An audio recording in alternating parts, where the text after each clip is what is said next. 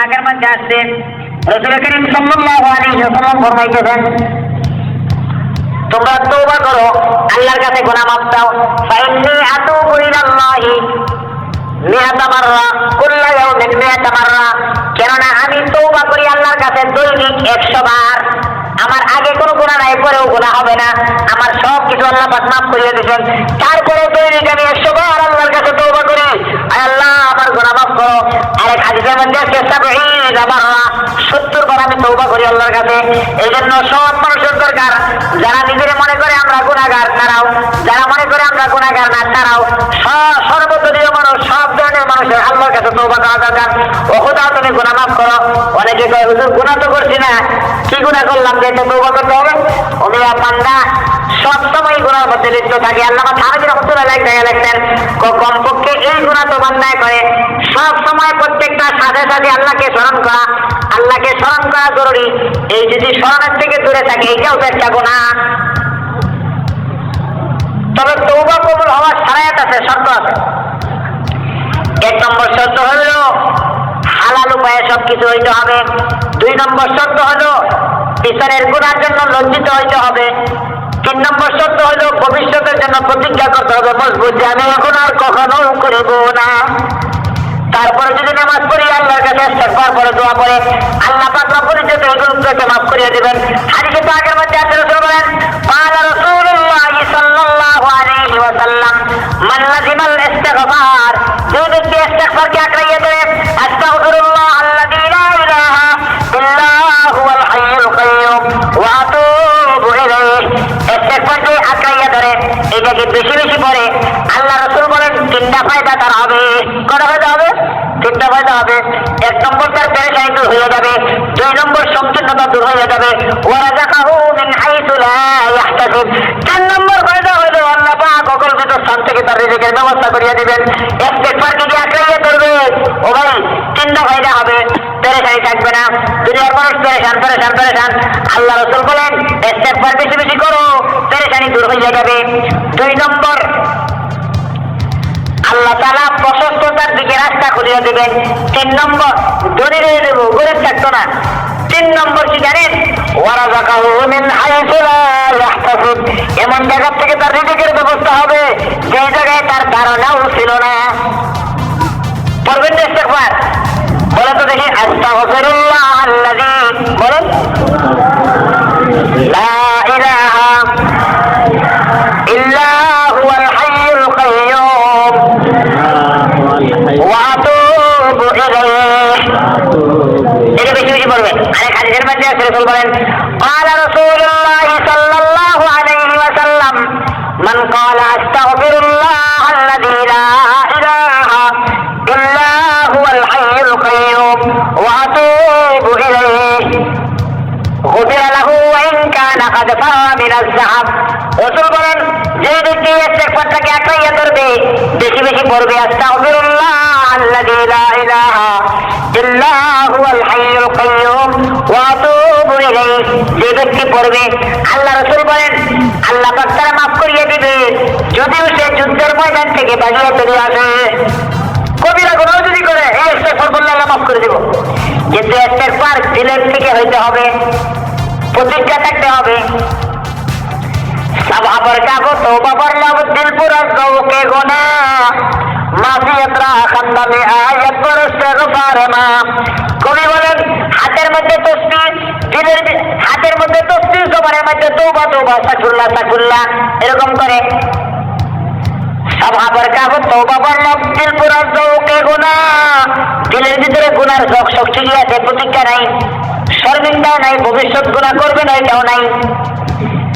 মাসিয়াত রাখান দামে আয়াত পর ইস্তেগফার মা। কবি বলেন, মাসিয়াত মানে গুনাহ নিজেই হাসে, ওরে বান্দা তোর দিনের তওবা কয়দিন থাকবে? গুনাহ নিজে হাসে, ঠাট্টা করে। এই জন্য দিনের ভিতরে পুরো প্রতিজ্ঞা, সামনে আমি গুনাহ করবো না, করবোই না, গুনাহ আমার থেকে হতে পারবে না। ইয়া আল্লাহ আমার মাফ করো, আমি গুনাহ করছি। হাদিসে পাকের মধ্যে আছে, রাসূল বলেন, ওই আল্লাহ পাক 3 সময় হাসে। আল্লাহ পাক কয় সময় হাসে? 3 সময় হাসেন। এক সময় হইল যে যে সময় বান্দা শেষে উঠে আল্লাহর কাছে তওবা করে, ইয়া আল্লাহ আমারে মাফ করো, আমি গুনাহগার আমারে মাফ করো, আল্লাহ পাক হাসে। বান্দা যখন নামাজের কাতার বন্দী হইয়া দাঁড়ায় তখন আল্লাহ হাসেন। ওরকম ভাবে যুদ্ধের কাতারে যখন বান্দা দাঁড়ায় ওই সময় আল্লাহ পাক হাসেন। কয়বার? তিনবার। অর্থাৎ তিন সময় আল্লাহ পাক খুশি হন। তার মধ্যে এক সময় হলো শেষ রাত্রে। এক হাদিসের মধ্যে আসলে বলেন আল্লাহ পাক পরিচয় রাতের তৃতীয়াংশের মধ্যে প্রথম আসমানে আসিয়া ডাকে, ও বান্দা কে চাইবে আমার কাছে যা আমি ধরে দিতাম, ও বান্দা কে চাইবে রোগী, কে রোগী আছো আমার কাছে যা আমি তোর রোগ ভালো করে দিই, কে আছো রিজিকের অভাবে আমি তোমার রিজিক দিই। এরকম ভাবে ফজরের নামাজের সময় হওয়ার আগ পর্যন্ত বান্দাকে আল্লাহ পাক ডাকতে থাকে। এসব উচিত বান্দা করে উঠে লাভবাহিক কয় আল্লাহ, আল্লাহ আমি গুনাহ মাফ চাই, আমি গুনাহ মাফ চাই। এক আজকের মধ্যে রাসূল বলেন বান্দা তিনটা আওয়াজ আল্লাহর কাছে পছন্দনীয়, মাখলুকের তিনটা আওয়াজ পছন্দনীয় আল্লাহ তাআলার কাছে। সাউতুদ্দিন একটা হলো শেষ রাত্রে যে মুরুকে কুকুরে ডাক দেয়, এই ডাকটা আল্লাহ বলে আমি খুব পছন্দ করি। আর কোরআন শরীফের আওয়াজ বিশেষ করে শেষ রাত্রে যারা কোরআন শরীফ পড়ে এটার আওয়াজ আমি অত্যন্ত পছন্দ করি। ওয়াসাউতুল মুস্তাগফিরিনা বিল আসহার, শেষ রাত্রে যারা নিজের গুনাহ মাফ চায় আল্লাহর কাছে, ও খোদা আমি গুনাহগার, আমার গুনার কোনো সীমা নাই, তুমি আমায় মাফ করিয়ে দাও, এইটাকেও আল্লাহ পাক পছন্দ করেন। কথা বুঝে নেওয়া কয় আওয়াজ পছন্দ করে? কোরআন তেলাওয়াতের আওয়াজ, শেষ রাত্রে মুরুকের আওয়াজ, আর বান্দা যখন আল্লাহর কাছে গুনাহ মাফ চায় এই আওয়াজ। এক হাদিসের মধ্যে রাসূল বলেন قال رسول الله صلى الله عليه وسلم من قال حين يأوي إلى فراشه أستغفر الله الذي لا إله إلا هو الحي القيوم وأتوب إليه غفر الله له ذنوبه وإن كانت مثل زبد البحر وإن كانت عدد ورق الشجر وإن كانت عدد رمل عارض وإن كانت عدد أيام الدنيا। রাসূল পাক সাল্লাল্লাহু আলাইহি ওয়াসাল্লাম ফরমান কোন বান্দা যদি ঘুমাইতে যায়, আসার নামাজের পরে ঘুমাইবে ওই সময় যদি বিছানার মধ্যে তিনবার আস্তাগফিরুল্লাহ আল্লাযী লা ইলাহা ইল্লা হুয়াল হাইয়ুল কাইয়্যুম ওয়া আতুবু ইলাইহি, এই দুইটা দিন তিনবার পরে গাফারাল্লাহু লাহু যুনুবাহু, আল্লাহ পাক তার গুনাহগুলোকে মাফ করে দিবেন। ওয়া ইন কানা মিসলা জাবাদিল বাহর, যদিও সে সমুদ্রের ফেনা পরিমাণ গুনাহ করিয়া থাকে। পৃথিবীর 3 ভাগ পানি 1 ভাগ মাটি, ওই যে 3 ভাগের মধ্যে পানি আছে, সাগর তো দেখেন নাই কত বড় সাগর, কত বড় আটলান্টিক মহাসাগর, প্রশান্ত মহাসাগর, আরব সাগর, ভারত মহাসাগর, বঙ্গোপসাগর, মেঘনা, যমুনা, পদ্মা, ব্রহ্মপুত্র। পানির দিনে আমরা কিছু দিনগুলোতে দেখি পানি, আর এরকম না পানি, পানির যে কি পরিস্থিতি ওই পানি এলাকার মানুষের কাছে জিজ্ঞাসা করে। রাসূল করিম সাল্লাল্লাহু আলাইহি ওয়াসাল্লাম ফরমান এই যে 3 ভাগ পানি 1 ভাগ মাটি, ওই 3 ভাগ পানির মধ্যে যতগুলো ঢেউ হয় ঢেউয়ের মধ্যে ঘর্ষণ লাগিয়া ফেনা হয়, ওই ফেনা পরিমাণ গুনাহ যদি বান্দা করে ঘুমাইবার আগে যদি 3 বার আস্তাগফিরুল্লাহ আল্লাযী লা ইলাহা ইল্লা হুয়াল হাইয়ুল কাইয়্যুম ওয়া আতুবু ইলাইহি, এই দোয়াটা পড়িয়া ঘুমায়, গাফারাল্লাহু লাহু যুনুবাহু, আল্লাহ তার গুনাহ মাফ করিয়া দেবেন। ওয়া ইন কানা মিসলা জাবাদিল বাহর, যদি সে সমুদ্রের ফেনা পরিমাণ গুনাহ করে মাফ করে দেবেন। 2 নম্বর কিজন আরেকটা মিসাল দিতে হবে, ওয়া ইন কানাত আদাদা ওয়ারাকিশ শাজার, পৃথিবীর মধ্যে কত গাছ আছে, কাঁঠাল গাছ, আম গাছ, লিচু গাছ, এই গাছ সেই গাছ, যত গাছ আছে একটা গাছের মধ্যে কত হাজার হাজার লক্ষ লক্ষ পাতা, সমগ্র পৃথিবীতে কতগুলো গাছ আছে আর কত লক্ষ কোটি সহস্র কোটি পাতা আছে। রাসূল বলেন ওই পাতা যতগুলো অতগুলো গুনাহ যদি বান্দা করে 3 বার যদি দোয়াটা সে করিয়া হয় তার গুনাহ আল্লাহ পাক মাফ করিয়া দিবেন। ওয়া ইন কানাত আদাদা ওয়ারাকিশ শাজার, গাছের পাতা পরিমাণ গুনাহ হইলেও মাফ করিয়া দিবেন। ওয়া ইন কানাত আদাদা রামালিন আলিদিন, রাসূল বলেন আলিদ হয়তো একটা পাহাড়ের নাম, না হয় একটা মরুভূমির নাম। লুগাতের কিতাবে আছে মরুভূমির মধ্যে যে দলা থাকে, দলা আছে না, বালুর দলা, ওই দলার ভিতরে চিকন চিকন বালু থাকে। এবং মরুভূমির মধ্যে যত বালু আছে, এমনকি ওই চিকন চিকন বালু যেগুলো আছে এগুলো, অথবা ওই পাহাড়ের নাম আলেস, ওই আলেস পাহাড়ের মধ্যে যতগুলো বালুর গোনা আছে অতগুলো গোনাও যদি আল্লাহ বান্দায় করে আল্লাহ পাক মাফ করিয়ে দেবেন। অথবা ওই আলেস যে মরুভূমি, ওই মরুভূমির মধ্যে যতগুলো বালু আছে ওই বালু পরিমাণ গোনাও যদি বান্দার হয় 3 বার ইস্তেগফার করলে আল্লাহ মাফ করিয়ে দেবেন। ওয়াইন কানাত আদাদা রামালিন আলিমিন, আলেস মরুভূমির পরিমাণ গুনাহ করলেও আল্লাহ মাফ করিয়ে দেবেন। ওয়াইন কানাত আদাদা আইয়ামিদ দুনিয়া, রাসূল বলেন 3 বার যদি ইস্তেগফার করে পৃথিবীর মধ্যে যত দিন আছে কিয়ামত পর্যন্ত আরো কত হাজার বছর ধরে আসবে। হযরত আদম আলাইহিস সালাম থেকে এই পর্যন্ত কত হাজার বছর গেছে। আদম আলাইহিস সালামের জন্মের আগে এক জায়গার মধ্যে আছে 60 লক্ষ বছর আগে দুনিয়ার জন্ম। ওই যে 360 দিনের বছর, 65 দিনের বছর, এরকম কত লক্ষ কোটি কোটি দিন। হুজুর বলেন 3 বার যদি ইস্তেগফার করে ওয়াইন কানাত আদাদা আইয়ামিদ দুনিয়া, দুনিয়ার যত দিন আছে এই দিন পরিমাণ গুনাহ যদি বান্দা করে তাও মাফ করিয়ে দেবেন। কথা হলো 4টা মিসাল দিলেন। সেই সময় কি করবেন? আস্তাগফিরুল্লাহ আল্লাযী লা ইলাহা ইল্লা হুয়াল হাইয়ুল কাইয়্যুম ওয়া আতুবু ইলাইহি, এই দোয়াটা 3 বার পড়িয়া শুইবেন। আল্লাহ রাসূল বলেন সমুদ্রের ফেনা পরিমাণ গুনাহ হইলেও মাফ করবে, গাছের পাতা পরিমাণ গুনাহ হইলেও মাফ করিয়ে দিবেন। ওরকম ভাবে মরুভূমির বালু পরিমাণ গুনাহ হইলেও মাফ করিয়ে দিবেন। দুনিয়ার যত দিন আছে দিনের গণনা হারে গুনাহ হইলেও মাফ করিয়ে দিবেন। এক হাদিসের মধ্যে আছে বান্দা যদি সাইয়্যিদুল ইস্তিগফার সকালবেলা একবার, বিকালবেলা একবার পড়ে এই দিনে বা রাত্রে সে যদি মারা যায় সোজা জান্নাতে চলে যাবে। তিরমিজির হাদিস। আগে যে হাদিসটা বলছে এটাও তিরমিজি সানির হাদিস। ইস্তিগফার, আল্লাহর কাছে তওবা করা, আল্লাহর কাছে তওবা করো, খোদা গুনাহ মাফ করো, ও খোদা গুনাহ মাফ করো, গুনাহ মাফ করো। আল্লামা সাদি রাহমাতুল্লাহ আলাইহি কুরআনের কিতাবের মধ্যে লেখেন বান্দা যখন আল্লাহর কাছে মাফ চায়, ও আল্লাহ তুমি আমার মাফ করো, আমি গুনাহ করছি, আমি গুনাহগার, আমার মতো গুনাহগার আর কেউ নাই, আল্লাহ মাফ করো, আল্লাহ মাফ করো। তো আল্লাহ কয় বান্দারে তুই আমার কাছে আসিস না, আমার নাফরমানি করছিস, আমি তোর মাফ করতাম না। বান্দা আবার আল্লাহ মাফ করো, কথা আমি মাফ করতাম না।